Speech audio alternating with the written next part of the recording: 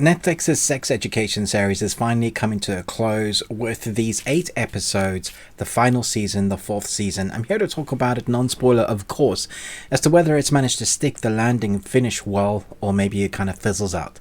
Let's jump in. Following the closure of Moordale Secondary School, Otis and Eric now face a new frontier, their first day at Cavendish Sixth Form College. Otis is nervous about setting up his new clinic, whilst Eric is praying they won't be losers again. So the Cavendish school, the new school that they go to, is totally like one they've ever been to. In fact, it's quite nice and probably the most accepting school I've ever seen portrayed. Every walk of life, every sexual identity is represented. That's what it felt like on screen here.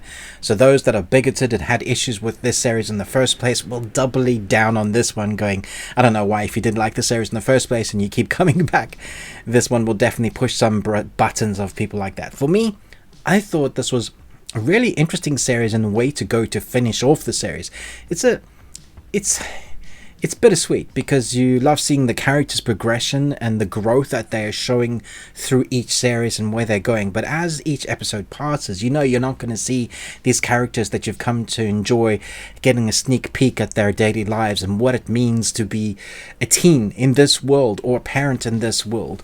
Gillian Anderson's progression with her character being the psychologist or the sexologist mother in this, going from not just being a mother but a teen mother, but a new mother, broken relationships, what it means to have that again, postpartum depression, all of that comes into play, and she acts it perfectly. She's been a shining example of great acting, but also teaching us something. And that's what my wife and I, when we were watching this, we were having a chat about this series afterwards.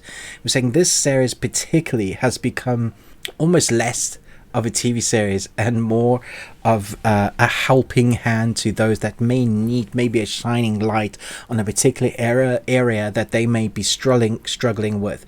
So as much as there's been sexologists, this is almost psychology for the zeitgeist of people watching, and maybe will spur you on to, maybe I do need help in that area, or you will relate so much. It kind of ticks so many themes that are dark but very real. It's a very real look at the world that we live in today. There's a particularly beautiful portrayal of a trans person going through their transition and what that entails, how hard that actually is, rather than showing everything, more kind of a telling through snippets of that character and their portrayal of what it means to them and what they're going through and what it looks like to everybody else, and then what it looks like from their perspective. I thought it was great. A particularly interesting story for me this time was Eric. I mean, he's been them two have been kind of the holding light with Maeve, the three that have been kind of the ones that we're always going back to, and there's obviously some of the others, but Eric for me has been a really interesting character, coming from the African heritage, a Christian background, and then being gay as well, and seeing how he's had to handle that. But there's a proper kind of look at how you balance Christianity whilst being gay in a church that isn't accepting. And I thought that was a really interesting, very real look at that and how they tackle that. It's not like spewing nonsense at the church, but also showing it what it is like to look like. It's not throwing accusations at people, but it's really just kind of showing this is what it's like, and this is how in places we probably need to change. So once again, I'm just going to reiterate, some people are going to be irritated with this and not understand it. It's less raunchy than it used to be. Like, it's probably the least raunchiest series. So where it started as sex education, that a lot of kind of stark nakedness or showcases about the sexology kind of places, the sexologists.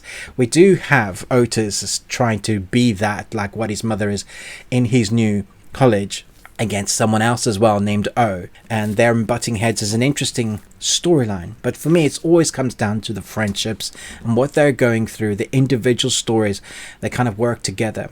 The thing that I think might be a bit of a detriment to this particular series is that it is 100% preachy this time round, and that's because it's trying to take all those things that we've had in the previous seasons, adding a bunch more, and then kind of completing them in the best way possible if humans were all nice and we all stopped to think about what we were doing and spoke to each other in a very human way, in nice ways, in thinking ways, in mature ways. And that's not the world we live in. It's not currently the world I live in. This is a look at what we should be doing, that one day we might be doing. And so it preaches in that way. So it might be a little bit detrimental because it might come across as preachy, especially the last 2 episodes. But I understand why they needed to do that. It's the way for them to complete the story and which way they were going.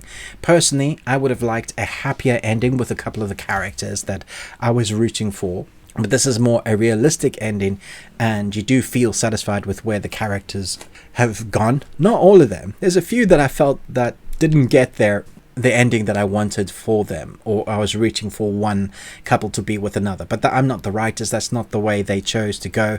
There are some really hard-hitting moments in this. They have to deal with a death in this series that I think is tackled really beautifully. The way it's shot, once again, is continuing the aesthetic of the weird kind of which time zone is it placed in, with the color aesthetics and even the costume design. I think that all continues to play, but there are some really great retribution arc storylines that we get in the final seasons with characters that have had amazing journeys. And this is a real kind of send-off goodbye. So much so that the last episode, I think, is 89 minutes or something ridiculous. Well over, an hour and 25 minutes. It's a long episode to finish on, and finishes off beautifully, but is somewhat preachy. So I'm going to give this 4 Nicolas Cages out of 5. And you got one. Congratulations. It's a very good series, well acted, very thought-provoking, sometimes way too preachy, sometimes is saying, hey, we've done this and now we're wearing the t-shirt and we wrote the book on this subject. Please look at this is how we need to be, sort of thing. But at the same time, it's just beautiful to see that sort of stuff represented on screen. So I'm not sure if that's just me thinking too much about it as a critic. Maybe you absolutely loved the send-off and what they were showing. Or maybe you felt like me and that we're preachy a bit in this series. But I do love the characters. I love me some Maeve and Otis and Eric drama. What they get up to this season is as fun as the previous. So if you've been on board with the previous seasons, I think you're going to love this and be sad to see them go, which is exactly how you should be feeling when a series ends. You shouldn't want it to end. You should want it to you should want more, and that's how leave you wanting more, finish in a good way rather than dragging it out. So let me know your thoughts and feelings about this series below. Which has been your favorite series so far, one you've watched, all 4? Thanks so much for being a part of the Review Tuesday. Thanks for your time. I really do appreciate watching my reviews, and I hope you find these somewhat informative and fun to watch. But most of all, until next time, remember, live long on Tuesday.